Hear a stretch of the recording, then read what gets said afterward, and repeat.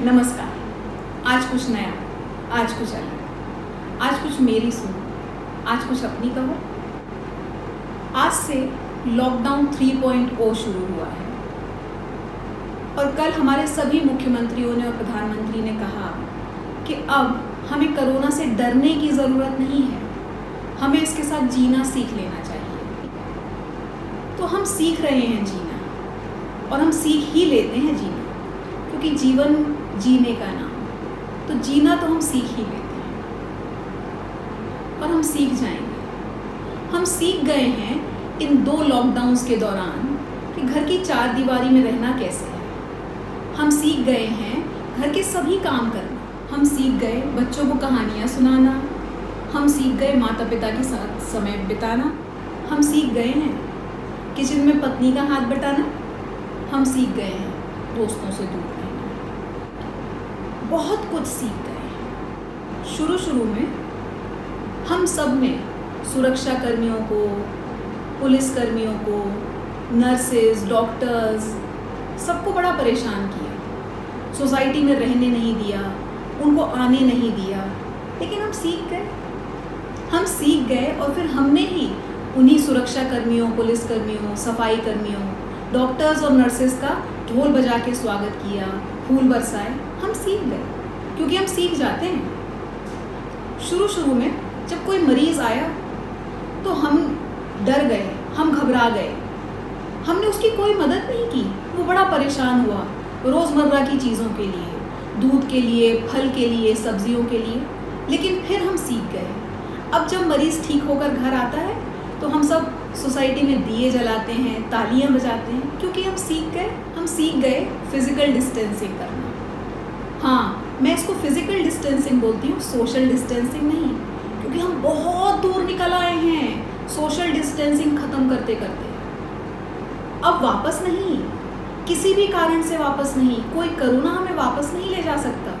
शुरू में सबसे ज़्यादा अगर कोई इन्फेक्ट हुआ कोरोना से तो ये फ्रंट लाइन वर्कर्स ही थे, पहली पंक्ति के कार्यकर्ता ही थे, डॉक्टर्स, नर्सेज, पुलिसकर्मी। क्यों? क्योंकि हम सीखे नहीं थे, हम सीरियसली नहीं ले रहे थे प्रोटोकॉल्स को, फिजिकल डिस्टेंसिंग के एडवाइजरी को, लेकिन फिर हम सीख गए। अब हम सीरियसली फॉलो कर रहे हैं, हम सब लोग मास्क लगाते हैं, हम सब लोग ग्लव्स पहनते हैं, बाहर निकलने से पहले 10 बार सोचते हैं। हम सीख गए, हम सीख ही जाते हैं जीना। हम जीते जीते सीखते हैं और सीखते सीखते जीते हैं। हम सीखते हैं, हम सीख गए, हम समझ गए गरीबों की मजबूरी, हम समझ गए अमीरों की परेशानियाँ, हम ये सब समझ गए, हम ये सब सीख गए। बस एक और आशा है, ये लॉकडाउन 3.0, 4.0, 5.0 या 10.0 शायद कभी हम ये भी सीख जाएंगे कि हम हिंदू, मुस्लिम, सिख, ईसाई नहीं हैं, हम इंसान हैं। हम सीख जाएंगे ये भी, कोरोना के साथ जीना हम सीख जाएंगे। और जो नहीं सीखेगा उसे कोरोना सिखा देगा, किसी को छूकर, किसी को धक्का देकर, तो किसी को गिराकर, तो किसी को दबोचकर सिखा ही देगा अपने तरीके से। हम सीख जाएंगे कोरोना के साथ जीना, हम सीख ही जाएंगे जीना कोरोना के साथ। मगर हम कहीं फिर से भूल तो नहीं जाएंगे रहना परिवारों के साथ। हम सीख ही जाएंगे जीना कोरोना के साथ, लेकिन कहीं हम भूल तो नहीं जाएंगे हाथ बटाना पत्नी के साथ। हम सीख ही जाएंगे जीना कोरोना के साथ, लेकिन फिर हम कहीं भूल तो नहीं जाएंगे सुरक्षा कर्मी, सफाई कर्मी, नर्सेज, डॉक्टर्स का जिक्र करना सम्मान के साथ।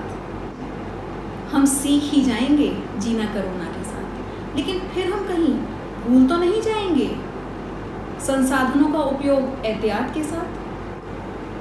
हम सीख ही जाएंगे जीना कोरोना के साथ, लेकिन फिर हम कहीं भूल तो नहीं जाएंगे प्रकृति को सहेजना प्यार के साथ।